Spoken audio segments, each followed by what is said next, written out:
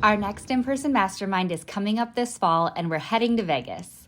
We're kicking off this mastermind with an in-person tour at Zappos downtown Las Vegas campus, where you'll learn their strategies behind company culture, core values, employee engagement, and customer service.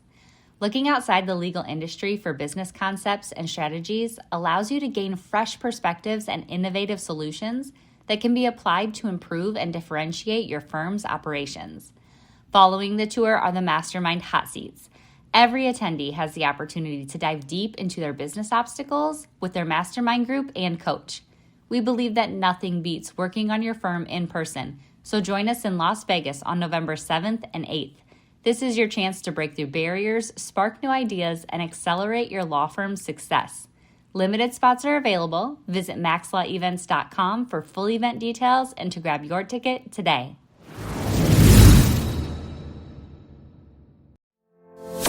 Run your law firm the right way. This is the Maximum Lawyer Podcast. Your hosts, Jim Hacking and Tyson Mutrux. Let's partner up and maximize your firm. Welcome to the show. Welcome back to the Maximum Lawyer Podcast. I'm Jim Hacking. And I'm Tyson Mutrux. What's up, Jimbo? Oh, Tyson, it's good to see you, buddy. I hope you had a good day in court. It's good to be back in St. Louis. I've been gone, I feel like, a month, and I'm glad to be back here and recording with you, and I'm excited about our guest today. Yes, I am too. I think it's interesting. So that energy that you're feeling from Jim, he's faking the funk because 2 hours ago we tried to record. His voice sounded way different. I'm going to let everybody know you're fighting off COVID. You're at the end of it, tail end of it. So you've been fighting it off. So he's being a trooper today. Today's our recording day. So, I like the energy that you're bringing in. So it's good stuff. Hopefully you're feeling better. Yeah, well, let me go ahead and introduce our guest today. It's Stephen Hamilton. He's a very successful criminal defense attorney from down in Texas. Stephen, how are you? Well, gentlemen, how are you guys? Living it up, man. Jim did say something like very successful criminal defense attorney. I don't know if I know many criminal defense attorneys that has things as really streamlined as you do. It seems like you really have things well organized. Let's kind of start with that. Where does that come from? Because I don't want to get into the bio stuff. Let's just jump right in. So, where does that stuff come from? Well, I think for me, I grew up as a trial attorney. I love trying cases. I love criminal law. What I realized at some point in time was I would see a lot of very successful criminal lawyers, people who were great in the courtroom, but they weren't necessarily great business people. And so you would see them toward the end of their career. And oftentimes it was really sad because they would be in the courtroom and shuffling around at 80 years old or whatever the case may be. And I always said to myself, if I'm in the courtroom at 80, I want to be in the courtroom at 80, not that I have to be in the courtroom at 80. And so I just started putting plans in place, realizing that the way to build a business was first you have to be a good lawyer. I disagree with the philosophy that you can take a marketing person, and at least in criminal law, and then build a practice that way. I think you have to have a skill set. You need to know what you're doing or hire the people that are good at it.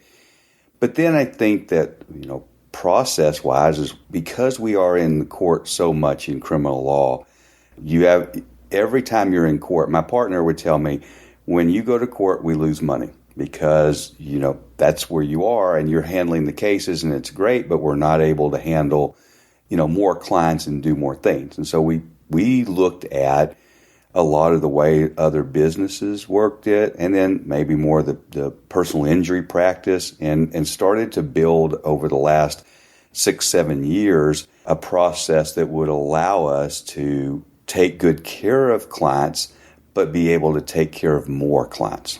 So let's back up a little bit. How did your practice get started? Why did you focus on criminal? How have you been able to grow? I mean, talk just so everyone understands the scale of your firm. I think most criminal defense attorneys think of themselves and their paralegal and their phone person or whatever as a good sized firm. Talk to us about what your setup is, and how you're able to build such a big enterprise. So we have myself, my partner, one of counsel, and 15 other lawyers right now. We're in the process of hiring 3 more lawyers. So hopefully by the end of the summer, we'll be through the process and have 3 more on board. We have a total of about 60 employees, so legal assistants, staff members. We've moved more into the case manager type, where the case managers focus on the client and the paralegals handle the back end work, so to speak, separating those two out. We have 7 different offices throughout the state of Texas, with 3 more coming on board, hopefully by the end of the year, but definitely by the middle of next year. And so right now we really are focused in growth in Texas, and then hopefully after we reach a certain point of comfort level, then we're looking at other states that we could expand into as well. Our goal this year has been to meet, talk, and at least look at law firms that meet our requirement, where you may have a person or several lawyers who are tired of the day-to-day. They don't want to run the back end. They don't want to deal with signing up to clients. They don't want to deal with the business model. They hate payroll. They want to be in court, right? That's what they want to do.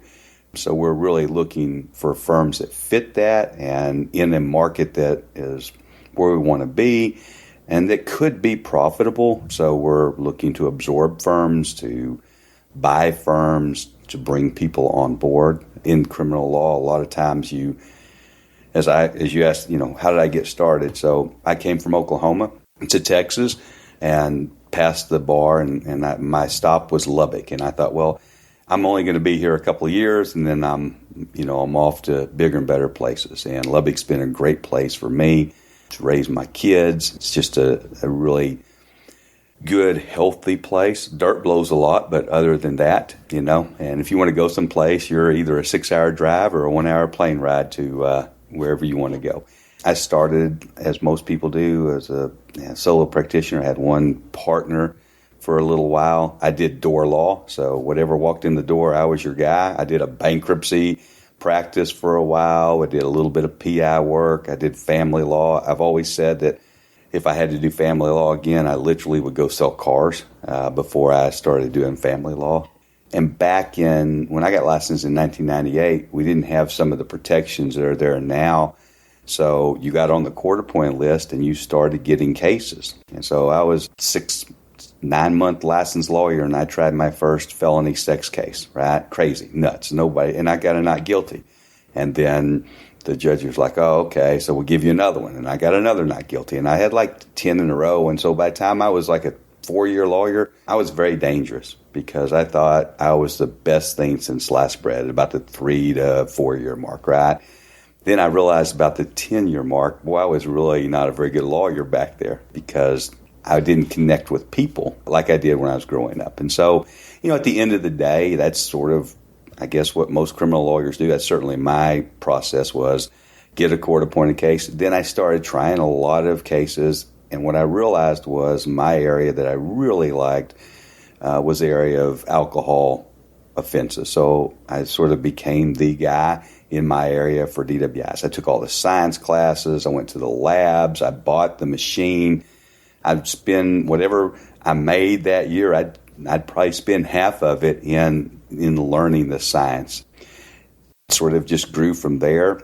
When my partner and I we connected, then we had 3 offices in West Texas, and then we had another partner who sort of took care of the Dallas area. And as that partnership ended, we just stayed in that market and built it from zero.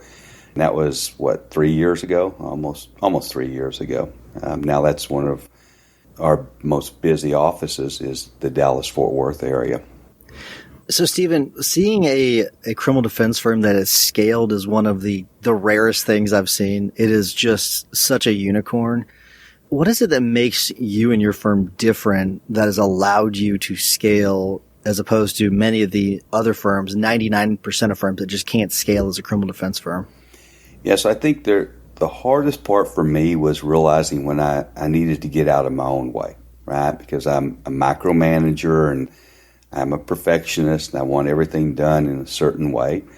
And so you can't do that and scale. Right? You reach the point in time where you can drag people so far, as they say, at least in Texas, right? You can lead a horse to water, but you can't make him drink.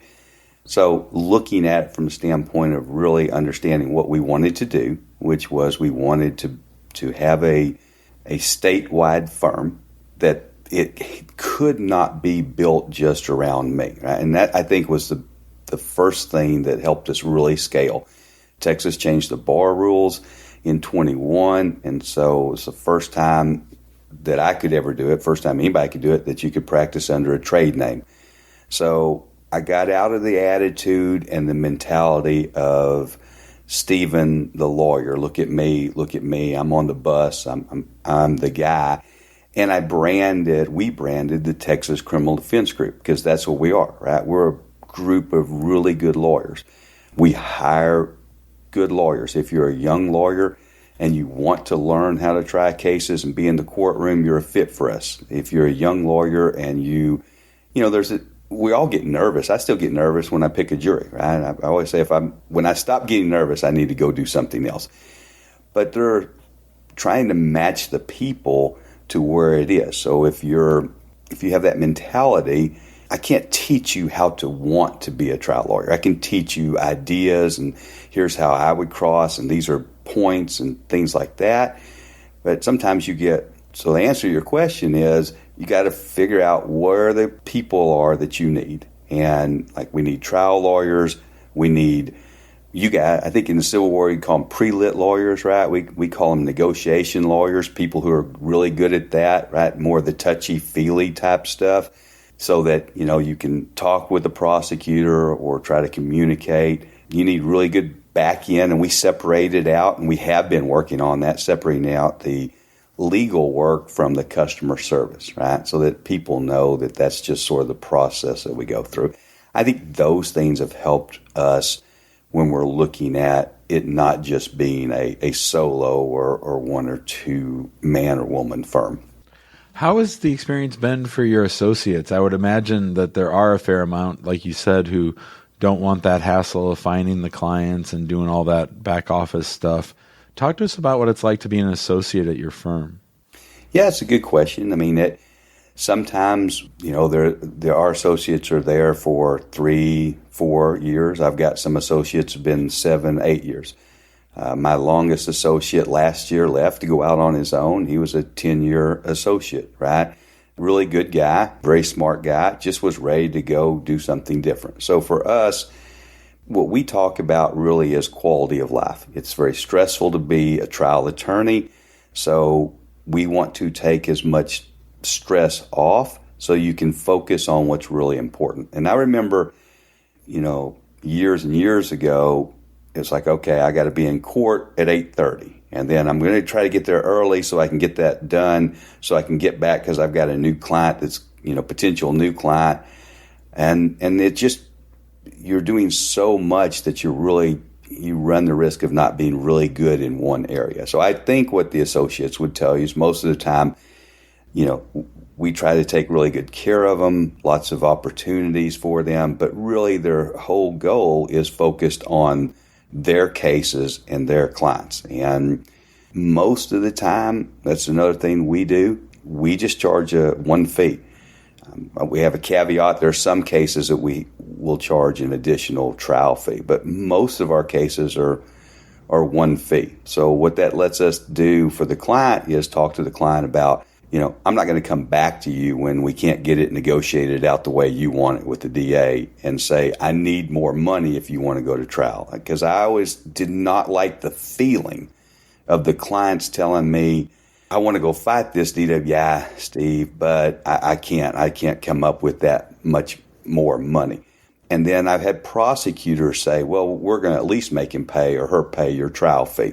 So we'll see if that actually happens. So we're very aggressive, and we tell clients, if you want to go to trial, then let's go to trial. And especially on the lower level DWI cases, right? You're probably not going to do jail time. If you lose, you're probably going to get probation anyway. So I don't understand why it is that you would plea to something unless, there are reasons, obviously, that somebody would take a plea deal, but I wanted to take money out of the equation to that. I think that makes a lot of sense. And I think that's more of justice than what the other business model is.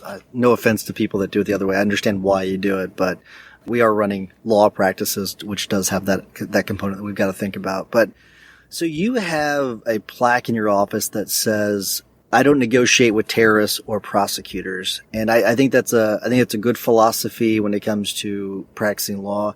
How do you apply that same philosophy to the business world, or do you? When it comes to like running the practice, the mentality that we have is we want to be customer service driven, but we have a way that we do things. And in that way, what it means for me and what it means for my law partner is we're okay if clients aren't necessarily our ideal clients. Like, we're really good with clients holding us responsible for what we say we're going to do. But we're also really good at holding clients responsible for what they agree to do when they bring us on board. Because it's that old real estate philosophy, right? 20% of the agents sell 80% of the homes. And so where you have to worry about in all areas of criminal law, all areas of law, I'm sure, but in criminal law, because I know it, is who is going to suck the life out of you? It's not the 95% of the clients that are good, hard-working people you're working for. I've tried cases, Tyson, where we're walking back across the street. Are you tired of the marketing guessing game? Does your website feel more like a digital billboard than a client magnet? If you're nodding along, you're not alone. And it's time to stop the uncertainty and start getting real results. Let's talk about your marketing spend. Are you just shelling out money every month and crossing your fingers? Do you ever wonder what impact your marketing is really having on your revenue?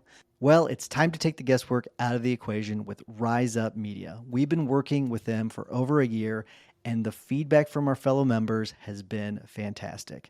Rise Up Media is here to take your marketing to the next level. They'll even perform a full audit of your online presence, giving you the good, the bad, and even let you in on what your competition is up to that you're missing out on. And the best part, there's no obligation, no catch, no pressure. If you decide to work with them, their contracts are month to month. That's right. No long-term commitments tying you down. So what are you waiting for? To learn more about how Rise Up Media can transform your firms, visit riseupmedia.com/maxlaw, and Rise is spelled with a Z. riseupmedia.com/maxlaw. And the client's got his hand over my shoulder. It's okay, Mr. Hamilton. I'm going to be okay, right? That's the philosophy that we're looking for. But when you do have those 5% of the clients, one thing that we've all learned is you've got to be able to fire them and fire them fast. And all the philosophy of it's just going to be okay, just a few more days or a few more weeks. And so we have our rules, we have our procedures, we do those things. And if you violate those rules from a client standpoint, if you're aggressive to the staff, we fire clients that treat staff like they're their personal step and fetch it, that type of thing. So I think that's more of the philosophy. And that doesn't mean I won't negotiate with the prosecutor. I mean, we discuss cases all the time, but we know where our end result is. And if we can't get there, then it's really just, we're sort of wasting time. We might as well get on to the fun part and get a jury picked and move forward on it. I think a lot of people have a hurdle, Stephen, with opening that second office. So how did you make the jump and the leap to say, okay, we need a second office? And then how did that become easier as you opened more offices? Yeah, that's a great question. So definitely the first one is the hardest. We're in West Texas. And so like my first office, my main office was in Lubbock. We started getting more cases, down south, right? So like the Midland, Odessa area. And so I would turn those cases down, and then enough calls came in. We started taking those cases, and we would do a lot of driving. And as you know, like there's a base fee that you're going to get. People charge different fees for a criminal case, but in general, it's going to run in a certain range.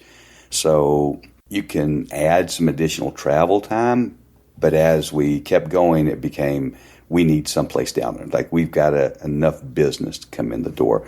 I was really lucky on the first one.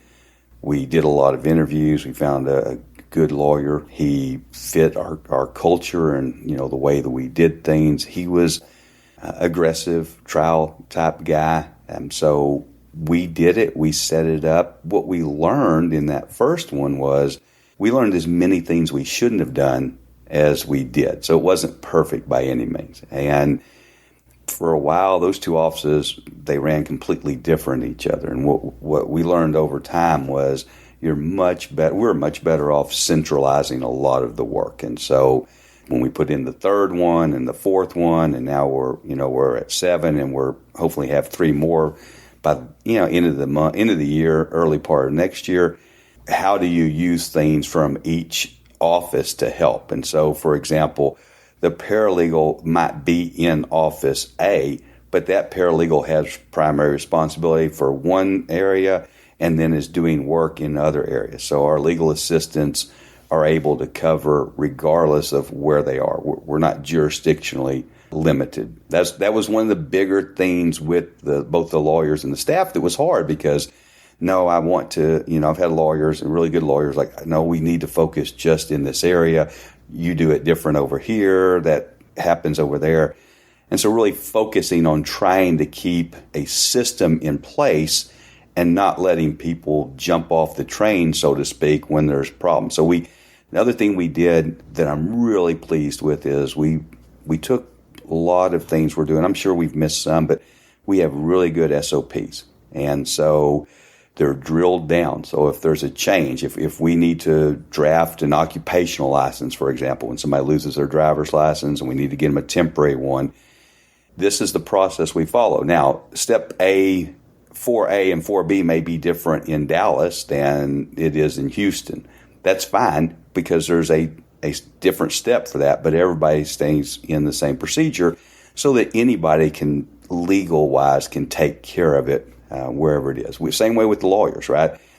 I might be talking to somebody in a Houston office. I might be doing an interview with a client that's in San Antonio, but we're centralized, and our software, we know what's going on in each case. And when the lawyers don't, then there are triggers so that we can go back in and look and say, why is this data not there? Because I would just spent 45 minutes trying to figure out what was going on. And if the data had been there, if you'd put it in the notes in the billing, then it would have taken me 5 minutes to talk to the client. I wonder what, hearing you talk, it sounds like you still have a lot of passion. You've been doing this for a long time. You've had a lot of success. And it made me wonder, what keeps you motivated? What keeps your engine going? Because it's not always the easiest thing to do, but you've continued to grow. You've continued to expand your firm. And so what is it that keeps you going? For me, I couldn't imagine, I'll be 57 in December, right?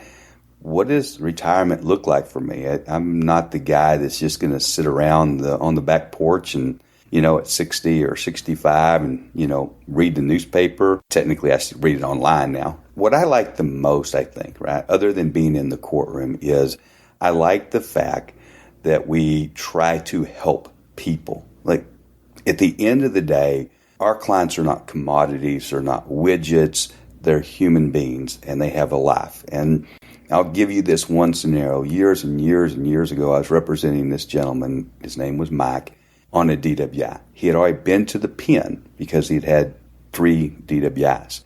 He got out of the pen. I didn't represent him on that. He got another DWI. All right, so now he's looking at going back up to 20 years in the penitentiary. And the prosecutor, who's a good friend of mine now, and the judge, he worked out the deal with me to get my client into DWI court. Now, it was the first time that we could do it with a person who'd been to the penitentiary. So it's a very intensive thing. It's good rehab. It's not easy. I'm not sure I could go through that court, right? I mean, you mess up, you go to jail for 3 days. Fast forward, they meet every week. I'm walking up to the court months later. I'm going in the courtroom. We're trying a jury trial. That judge is actually the DWI court judge.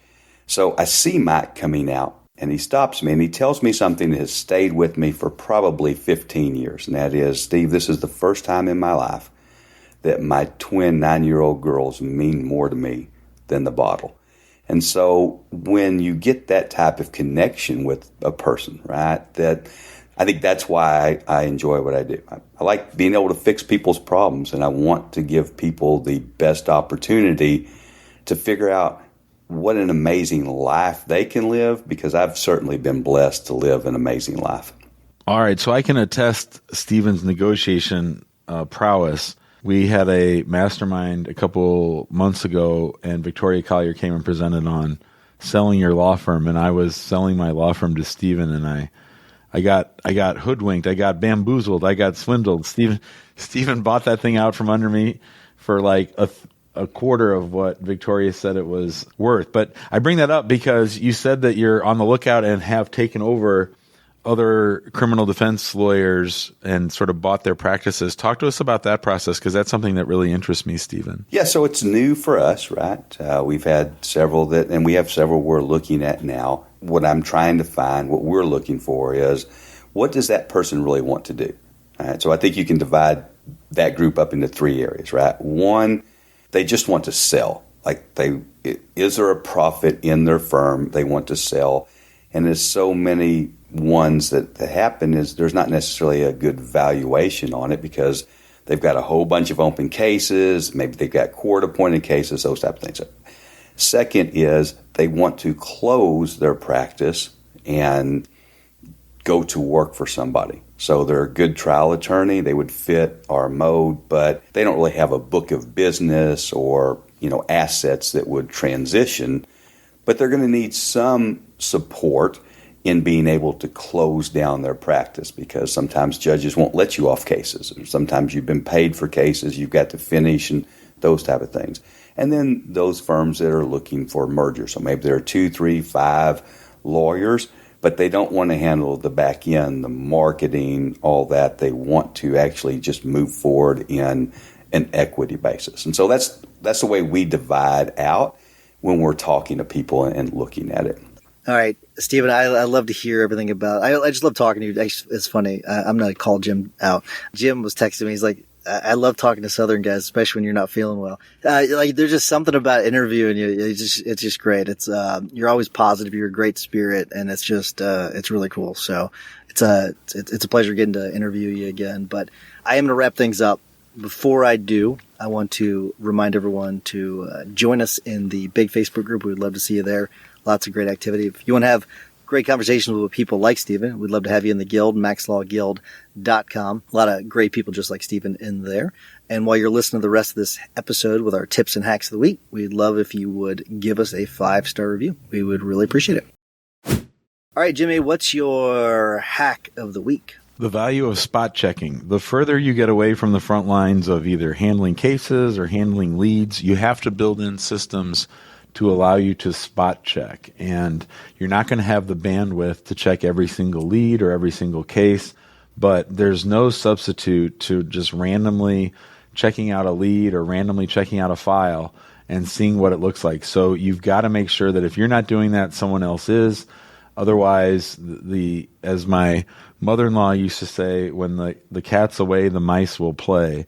So one of the best ways to make sure that people are following your systems and your procedures is spot checking. And then if you find that, things aren't being followed on this one particular case, then you have to start to ask yourself, well, how is that scaling? Is this happening in lots of cases? And then you have to start scratching your head and doing a deep dive. I think that's great advice. It's I think that's sound. I think that's something you've adopted over the years, and that's made a huge difference in your firm. But really, I think it's great advice. Stephen, all right, you know the deal. We ask our guests to give a tip or hack of the week. It could be a podcast, a book, a quote, you name it. But what you got for us? Yep, so I had two, so I had to pick one. The one that I would recommend is Fathom, the note taker for an AI note taker. We use it all the time when we're talking about anything that's a Zoom or Google Meets. I love it. It records it. It transcribes it. It uses AI. So when we're talking about, hey, this is your responsibility or this is my responsibility, at the end, when I get off the call, I've already got a to-do list. If you pay the fee one, and not the free one, but if you pay a little bit of a fee, it'll actually, AI will write an email that you can just drop in and say this needs to be done. And now we use it all the time in the law office and training, and we're starting to test it with clients when we do the trial prep and meetings and those things, we can put in their file so that there's no confusion on what it is that we've told them or they've told us. That's really cool. I can't wait. I didn't need another AI to check out, but I'm going to check it out. Thanks a lot for that. It's kind of like all the book recommendations I have. Love it. I can't wait to check that out. So I've got my app pulled up for a new device that I got thanks to Jeremy Danielson. He recommended it. I got the Whoop band. I don't know if either of you have that, but he told me, he's like, listen, you like data. This is going to help you optimize your body, your health. So, and I was hooked when he said data, but it really is incredible. So like it tracks your sleep. It does a lot. I mean, you wear it while you're sleeping, but it tracks your sleep performance. So I'm pulling it up. It's got all these charts and everything that, I'm showing it to Steven and Jim, but it's really cool. It shows you like throughout the night, like your stress levels. It shows you your stress levels throughout the day. So it is really interesting. Like, cause I looked at it yesterday and there were times where I was stressed that in the moment did not realize I was stressed. But after looking at the chart in hindsight, I was like, yeah, those were stressful moments for me, but I hadn't processed it. So it's really interesting. It gives you a lot of data. And as you progress, as you feed it more data, it unlocks other things because it can show you trends and everything. So it's a really cool, thing. So I definitely recommend it. Whoop. You pay for the subscription, you get the band for free. It's kind of how it works. There's other things you can buy with it, but I have the band and the subscription. It's really cool. I highly recommend it. Steven, thank you so much for joining us. Really appreciate it. A lot of fun. Thank you guys very much for having me. Thanks for listening to the Maximum Lawyer Podcast. To stay in contact with your host and to access more content, go to MaximumLawyer.com. Have a great week and catch you next time. Before you go, have you heard Jim and Tyson talk about the Guild on the podcast or in the Facebook group? If not, you're missing out on some really exciting things happening with Guild members and their law firms. The Guild includes a community, accountability, trainings, group coaching, and in-person events like our quarterly masterminds. Inside, you'll gain support, tap into a network of connections, and continue learning, a common theme among successful entrepreneurs. Investing in a community is like the self-care of business ownership. Surrounding yourself with other people who get it is crucial when you're creating a rock-solid foundation to build your business on, one that's strong enough to withstand setbacks, transitions, and growth. So head to MaximumLawyer.com/the Guild to join now and get started today.